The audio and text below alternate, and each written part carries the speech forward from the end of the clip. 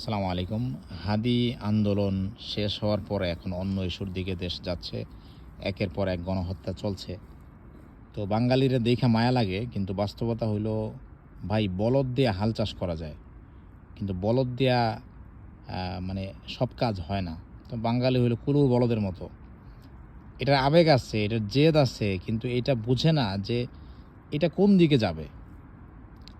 হাদি মারা গেল, এর সাথে প্রথম আলো ভাঙার সম্পর্কটা কি? হাদি মারা গেল পরে আপনি পয়েন্টে থাকেন, আপনি ফোকাস রাখেন একই ইস্যুর মধ্যে। আপনি সবাই রাস্তায় যান, যায় বলেন যে যারা হাদির বিচার করতে পারে নাই, খুনি ধরতে পারে নাই, আসিফ নজরুল। আমি এক কথা বারবার বলছি, তারপরও আবার বলতেছি, আমি এখনও দেখতেছি যে এখনও বাঙালি এটা বুঝতেছে না। বড় বড় বুদ্ধিজীবীরা সহ বড় বড় লোকদের আমি টকশো দেখি, এদের কাছে স্পেসিফিক কোনো প্ল্যান নাই যে কিভাবে এই সিচুয়েশন থেকে বের হইতে পারে। আপনি স্পেসিফিক আইডেন্টিফাই করেন যে এই ক্রিমিনাল উপদেষ্টা পরিষদে যারা আছে তার মধ্যে ইউনূসকে বাদ দেওয়া যাবে না, কারণ তারে বাদ দিলে আবার অন্য সমস্যা আছে। তো তারে লাঠির মতো করে রাখতে হবে। আসিফ নজরুল এটা হলো বড় কালপিট, এটা সব নাটের গুরু হইলে এটা আসিফ নজরুল। তারপরে আরও যেই কটা পররাষ্ট্র উপদেষ্টা, স্বরাষ্ট্র উপদেষ্টা, যেগুলি অযোগ্য লোক আছে, এগুলিরে ছাঁটাই করে দিলে ভাই সব ঠিক হয়ে যায়। তা আপনারা বুদ্ধিজীবী হয়েছেন, কিসের বুদ্ধিজীবী আমি জানি না। আপনাদের কথা মিলিয়ন মিলিয়ন মানুষ শুনে, আপনারা উস্কানি দিয়ে দেন আর লাফাইতে।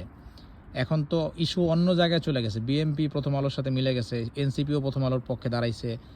তারপরে হচ্ছে যে এই প্রথম আলো ভাঙচুর করার কারণে ভালো মানুষ অনেকরা মানে অনেককে মামলা দেওয়া হয়েছে পর্যন্ত।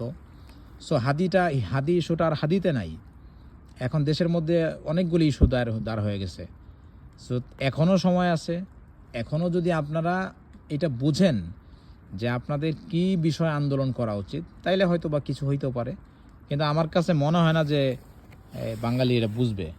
এটা এভাবে লাফাইতে থাকবে, মাইঠের খাবে, পরে আবার বিএমপি আসবে। আজকে ইশরাক বাইরে দেখলাম যে ধাক্কা মারতেছে, বিএমপির হাতে আবার নিষ্পেষিত হবে। এটার জিল্লতি কপালে লেখা আছে, ঠিক আছে? অথর্ব জাতির পৃথিবীতে নিম্নমানেরই থাকে, এটার উন্নতি নাই, এটার মাথায় গিলো নাই, এটার কপালে এরকমই থাকবে। ভালো থাকবেন।